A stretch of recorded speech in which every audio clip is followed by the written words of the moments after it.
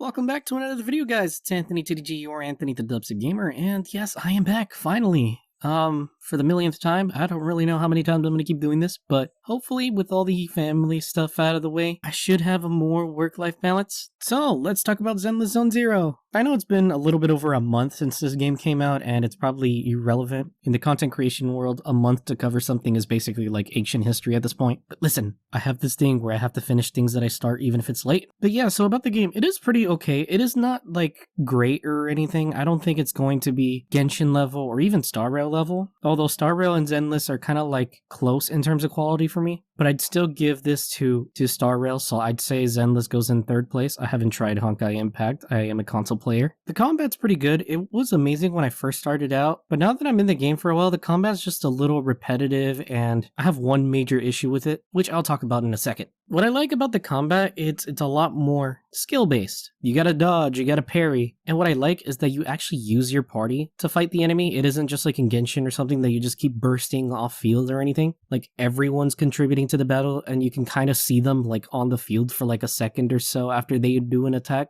Kind of immerses you a little more. I like that. I like any game that includes that kind of fighting. However, the thing that I really hate about the combat is that after you do like enough attacks and you get a stun in or something like that, you're forced to do quick swaps to other characters. And that gets really annoying real fast, especially if you want to do certain rotations, but the game's just like, no, you gotta swap to somebody fast or, you're fucked. It's really annoying.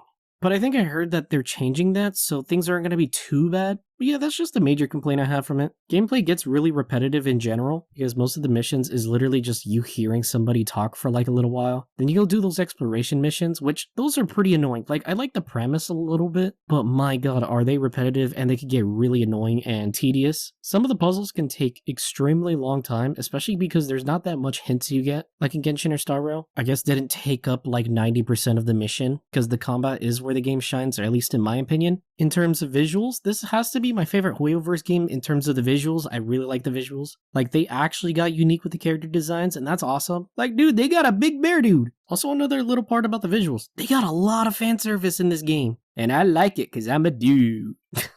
Okay. Like, people say that it's like the worst thing. You gotta understand, sex sells. And in some games, they're gonna appeal to a male audience. And it's not like super bad or anything. But yeah, I hope they keep this going with the characters looking pretty good in the game, because they're killing it in the visuals department, that's for sure. What they're not killing it in, though, is definitely the story. I feel like the story has to be, like, the weakest story out of all three Hoyoverse games that I've played. Most of the missions kind of feel like filler rather than anything. It probably has to do with the fact that they have a lot of action in their cutscenes, and it's pretty nice. It's like an actual anime stuff. But that's like the only highlight in the story moments. Most of the story beats, like, I just don't connect with the characters all that much. Except for maybe like Kolita, because she's the only character who actually got like somewhat deep lore. Everyone else is kind of just a means to an end when you play them. So hopefully that changes in the future. Worldwide exploration, you can't really say much. It's just like Star Rail, where there's just not really any open world exploration. Like, you might find like a couple secrets, you get to go hang out with like some of your characters and stuff. There's also just the daily system in the game.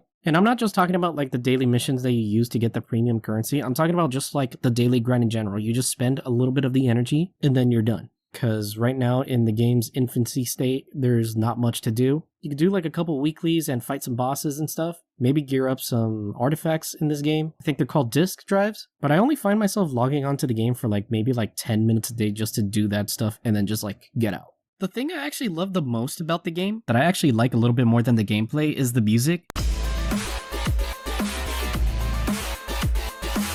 I mean, come on, it's dubstep. I'm Anthony TDG. Dubstep's in my name. Okay, I'm not as addicted to dubstep or anything as I was like when I was younger when I made the channel, but it's cool. It's like actual good dubstep and not like trying to destroy your ears like modern dubstep today, which sucks. But that's a topic for a different day.